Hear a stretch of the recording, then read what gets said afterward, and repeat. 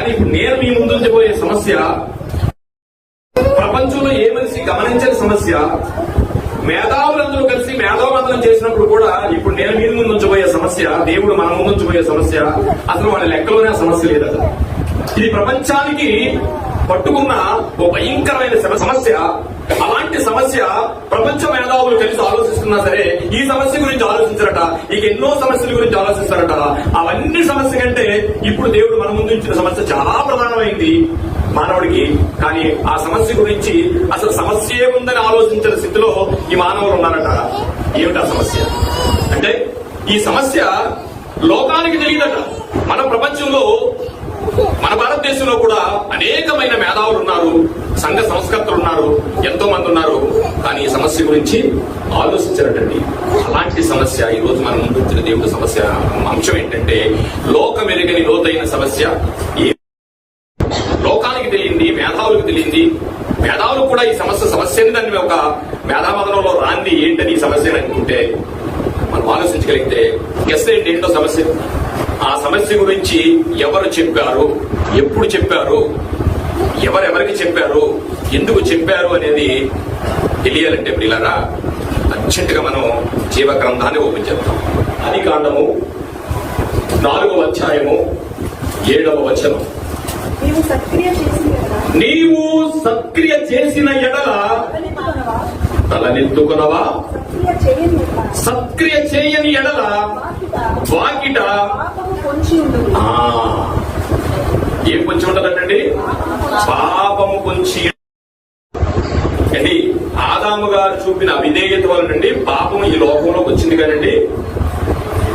ఇంతకు పాపం అనే మొదట ఈ పదాన్ని పరిచయం చేసింది ఈ వాక్యమేనండి. బైబిల్లో పాపం అనే పదాన్ని, ఆదాము గారి యొక్క అవిధేయత వల్ల పాపంలో పడ్డాడనే పదాలు మనకు కనిపించిన, పాపం అనే పదం మొట్టమొదటిసారిగా మనకి ఇక్కడే కనిపిస్తుందండి. దేవుడు ఎవరికి పరిచయం చేస్తున్నాడు, ఎవరితో చెప్తున్నారు ఈ విషయాన్ని, ఎవరు చెప్తున్నారు, ఎవరికి చెప్తున్నారు, ఎందుకు చెప్తున్నారు, ఏం జరిగిందని ఇది సమస్యగా చెప్తున్నాడు అనేది మనం ఆలోచించగలిగితే కొంచెంది దానికి ఏముంటదట? నీ ఎడల దానికి వాంఛ కలుగును. మనిషి కదండి, మనిషికి పాపానికి మనిషి మీద వాంఛ కలుగుద్దట. దానికి చాలా ఇష్టం మనిషి అంటే. మొట్టమొదటిసారిగా ఇదే వాక్యంలో ఆ సమస్య మనకు కనిపిస్తూ ఉంటుంది. ఎవరితో మాట్లాడుతున్నాడంటే కయ్యను గారితో మాట్లాడుతున్నాడు. ఈ సమస్యని పరిచయం చేసిన సాక్షాత్తు దేవుడే. ఎవరికి పరిచయం చేస్తున్నాడు? మొట్టమొదటిసారిగా ఈ ప్రపంచానికి చేసిన మొట్టమొదటి కుమారుడండి.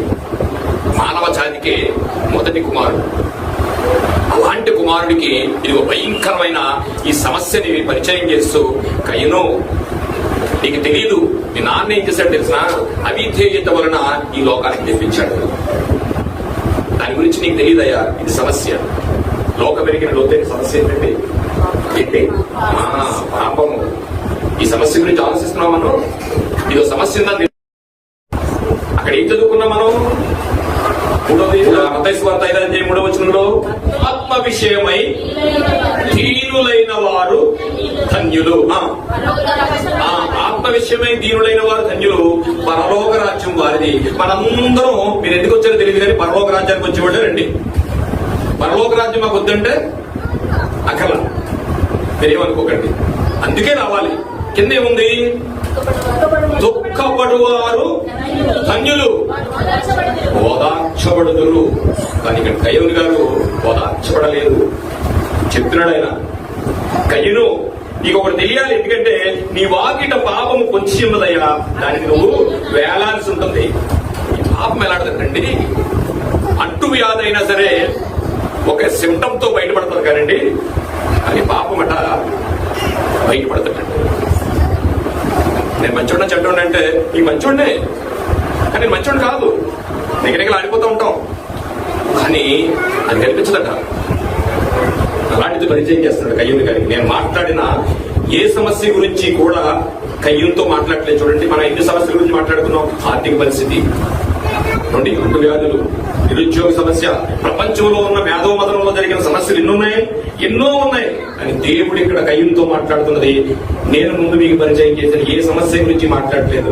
నేను మాట్లాడిన సమస్య గురించి కయ్యంతో మాట్లాడకుండా ప్రారంభ దినాల్లోనే కయ్యూనికి వార్నింగ్ ఇస్తున్నాడు. చూడండి, కయ్యను, నీకు తెలియని విషయం ఒకటి ఉంది. ఏంటంటే నీ వాకిట పాపము వచ్చి ఉండును, దానికి నీ ఎడల వాంఛ కలుగును. ఇంగ్లీష్ లో you should rule over him అని ఉంటదండి.